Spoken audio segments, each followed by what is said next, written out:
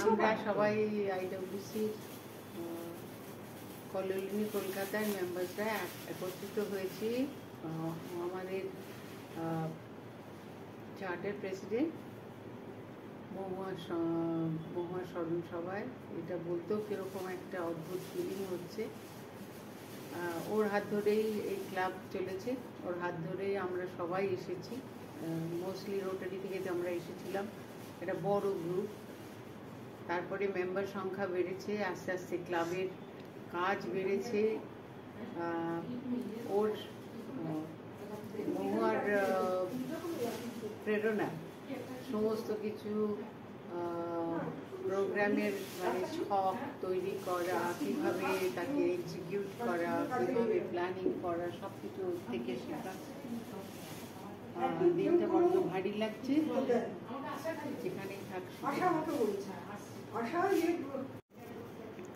আমাদের club president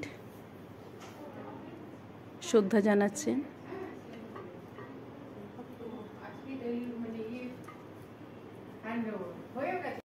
আমাদের member Chandrani,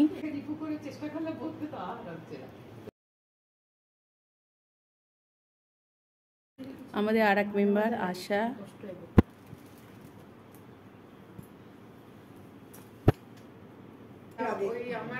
আমাদের সুমিতা দি বৌমাদিকে প্রণাম জানাচ্ছি। আমাদের আর এক মেম্বার পুবালি,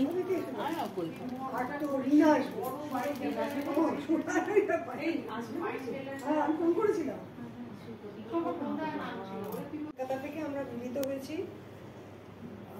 একটা বিশেষ কারণ আমাদের আছে মিটিং ছাড়াও, সেটা হচ্ছে আমাদের চার্টার মেম্বার মহুয়া বিশ্বাস, তাঁর স্মৃতির উদ্দেশ্যে আমরা কিছু বলবো বা প্রার্থনা করবো। তিনি যেখানে গেছেন তিনি যেন চিরশান্তিতে থাকেন। 18ই জুলাই একটা তারিখ, যে তারিখটা আমাদের কোনো বছর ভুল হয় না। এবার সেই সঙ্গে আরেকটা তারিখও যোগ হলো, মনে না পড়লেই ভালো, 3রা জুন, যে দিনটায় উনি চলে গেছেন। মানুষ যাবেন এটাই তো নিয়ম, কিন্তু আমাদের সঙ্গে যে একটা সম্পর্ক গড়ে উঠেছিল প্রত্যেক দিন। 14 সালে আমার সঙ্গে ওনার আলাপ, এবং 19 সাল পর্যন্ত, কোভিডের আগে পর্যন্ত, বিজিতদা যতদিন ছিলেন, একটা দিনও বাদ যায়নি যে মহুয়াদির সঙ্গে আমার ফোনে কথা হয়নি।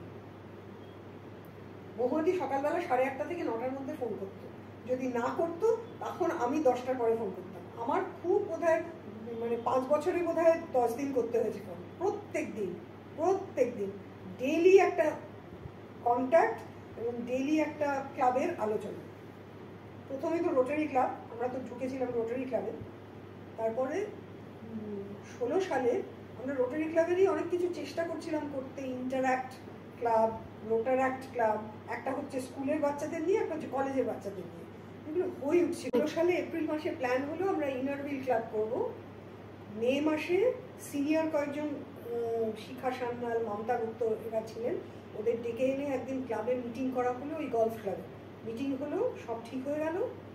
1 জুলাই নতুন বছর আরম্ভ হবে, সেদিন আমরা ক্লাব চার্টার পেলাম। এবং আমাদের সবচেয়ে যেটা খুশি হয়েছিলাম, আনন্দ হয়েছিল, মমতা গুপ্ত মহুয়াদিকে বললেন যে তোমরা প্রথম ক্লাব আরম্ভ করছো, একটা ভালো কাজ করো। মমতা গুপ্তর একটা স্যানিটারি ন্যাপকিন ভেন্ডিং মেশিন ওনার কাছে ছিল, উনি মহুয়াদিকে ওটা দিয়ে দিলেন, বললেন এটা তোমরা একটা কোথাও দাও, এটা তোমাদের প্রথম প্রজেক্ট হিসাবে চলুক, খুব ভালো প্রজেক্ট হবে। সেটি কি মানে আমরা যে আমাদের কোনো কিছু খরচা করতে হলো না, আমাদের ক্লাব তখন সেভাবে চাঁদা টাদা তোলাও হয়নি, সেরকম আরম্ভ হয়নি, প্ল্যান হয়েছে। মমতা গুপ্তটা দিল, আমরা একটা স্কুল ঠিক করে সেটা এখন আমাদের প্রথম মানে ইনারভিলের প্রথম প্রজেক্ট হচ্ছে সেই একটা স্কুলে, খিদিরপুরে একটা মেয়েদের স্কুলে ভেন্ডিং মেশিন দেওয়া।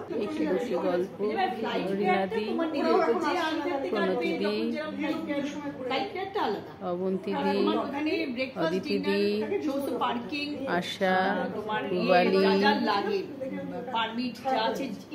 চন্দনা, তারপরে 16 তারিখে উনি এলেন আমাদের বিয়েতে নিমন্ত্রিত হয়ে, সেই প্রতিবেশী হিসেবে দেখা। তারপর নানান রকম কারণে বেরোতে বেরোতে আমার প্রথম আলাপ যত না মহুয়াদির সঙ্গে হয়েছে তার চাইতে বেশি হয়েছে মাসিমার সাথে।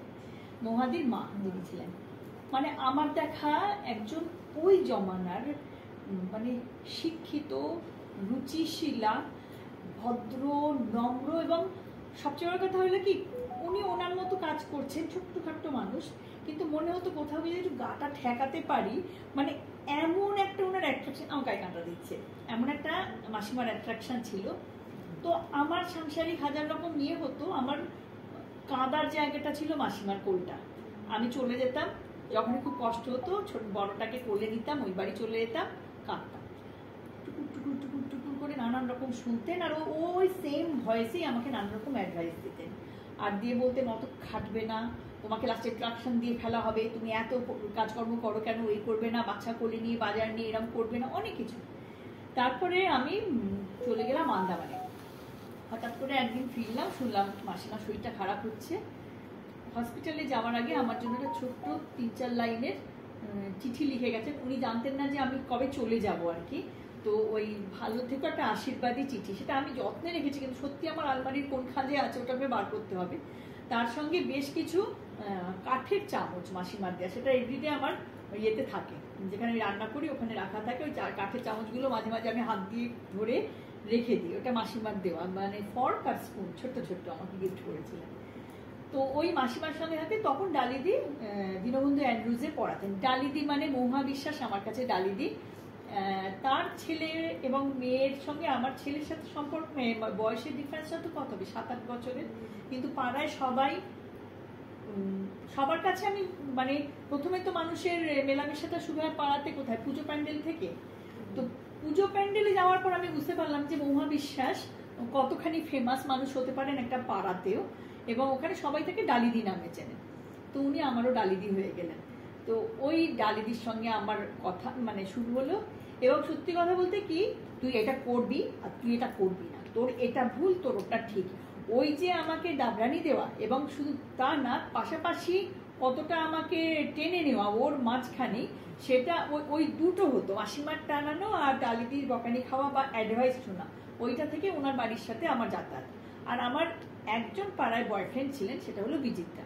কারণ বিজিতদা ছিলেন আমার বিশাল বড় সাপোর্টার, আর বিজিতদার সঙ্গে বসে আমার বাকি আড্ডাবাজি হতো। হ্যাঁ, এবং সেটা আমি না, ডালিদি বললো তুমি একমাত্র ভেবো না যে তুমি তার সখী, এই কৃষ্ণের অনেক সখী আছে। হ্যাঁ, তো ওই ঘটনা